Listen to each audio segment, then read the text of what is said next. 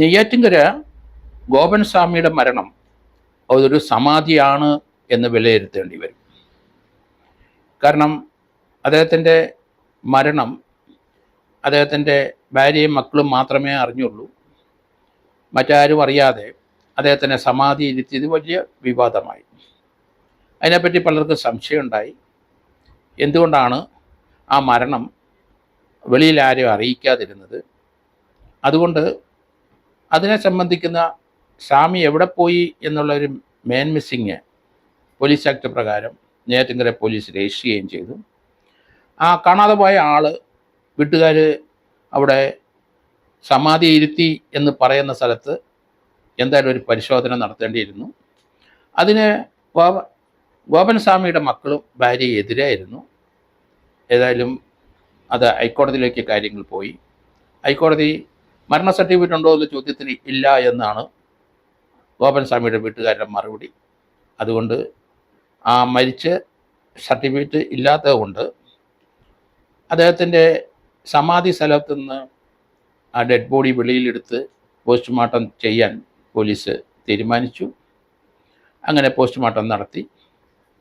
അതൊരു നാച്ചുറൽ സ്വാഭാവികമായ ഒരു മരണമായിട്ട് തന്നെയാണ് പ്രാഥമികമായ പോസ്റ്റ്മോർട്ടം റിപ്പോർട്ട് വന്നത്.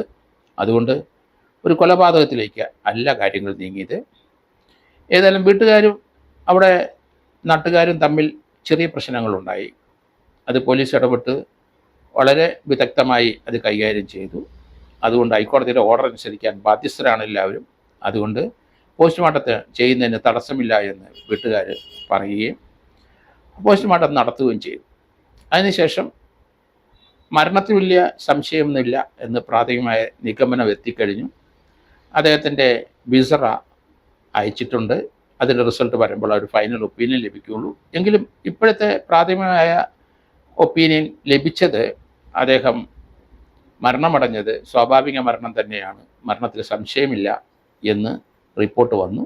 ഏതായാലും വീട്ടുകാരും ആ ചില സ്വാമിമാരും ചില സംഘടനകാരും അദ്ദേഹത്തിനെ മെഡിക്കൽ കോളേജിലെ പോസ്റ്റ്മോർട്ടത്തിന് ശേഷം അവിടെ ഒരു പ്രൈവറ്റ് ഹോസ്പിറ്റലിൽ അദ്ദേഹത്തിൻ്റെ ഡെഡ് ബോഡി വെച്ചു. അതിനുശേഷം മതാടിസ്ഥാനത്തിൽ അദ്ദേഹത്തിനെ സമാധി സ്ഥലത്ത് തന്നെ അദ്ദേഹത്തിനെ ഇരുത്തി അതിനെ കല്ലറ അറ പണിത് അദ്ദേഹത്തിനെ അവിടെ അറയിലെ തന്നെ ആ ഡെഡ് ബോഡി അവിടെ നിക്ഷേപിച്ചു. അതിനുശേഷം പൂജകൾ നടന്നു. ആ ഒരു സമാധി സ്ഥലം ഇന്ന് പല സ്വാമിമാരും വന്ന് അവിടെ പ്രാർത്ഥനയും യജ്ഞങ്ങളൊക്കെ നടത്തിക്കൊണ്ടിരിക്കുന്ന കാഴ്ച നമ്മൾ കണ്ടു. ഏതായാലും അതിനകത്ത് ഇപ്പം ഫൈനൽ റിപ്പോർട്ട് അല്ലെങ്കിൽ പോസ്റ്റ്മോർട്ടം റിപ്പോർട്ടിനകത്ത് അദ്ദേഹം ഡയബറ്റിക് പേഷ്യൻ്റ് ആയിരുന്നു, ചില മുറിവുകളുണ്ടായിരുന്നു എന്ന് പറയുന്നുണ്ട്. അതുപോലെ തന്നെ അദ്ദേഹത്തിന് 1-2 വാൽവിന് ചില പ്രശ്നങ്ങളുണ്ട് കണ്ടെത്തിയിട്ടുണ്ട്. പക്ഷെ അതൊന്നും അല്ല മരണകാരണം.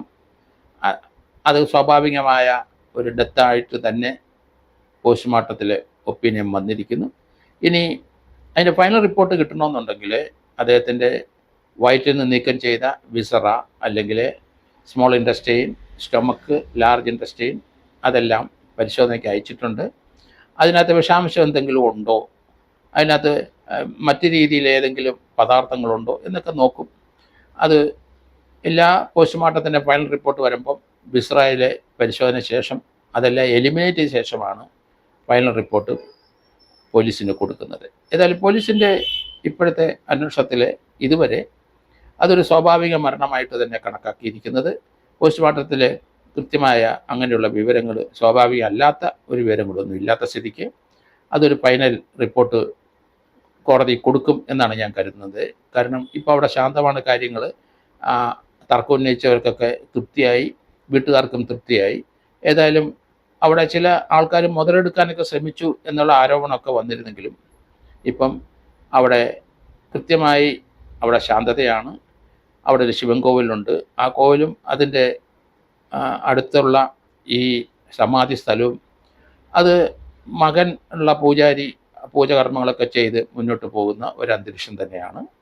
തമിഴ്നാട്ടിൽ നിന്ന് അവിടുന്ന് ഇവിടുന്നൊക്കെ ചില മഠാധിപതികൾ ഇവിടെ വന്നു ആ സമാധി സ്ഥലം ഒന്നുകൂടെ വിപുലമായ രീതിയിൽ അത് കെട്ടി അവിടെ പൂജകൾ നടത്തി സമാധിയായിട്ട് തന്നെ ഡിക്ലെയർ ചെയ്തിട്ട് അവർ പോവുകയും ചെയ്തിരിക്കുന്നു. ഏതായാലും ആ പ്രശ്നങ്ങൾ ഏകദേശം തീർന്നതായിട്ടാണ് എനിക്ക് തോന്നുന്നത്. കാരണം മറ്റേ ബിസ്രായുടെ റിപ്പോർട്ട് കൂടെ വന്ന ഒരു ഫൈനൽ റിപ്പോർട്ട് കിട്ടുന്നിടം വരെ പോലീസ് സജീവമായി അന്വേഷണം അല്ലെങ്കിൽ തുടർന്നുകൊണ്ടേയിരിക്കും.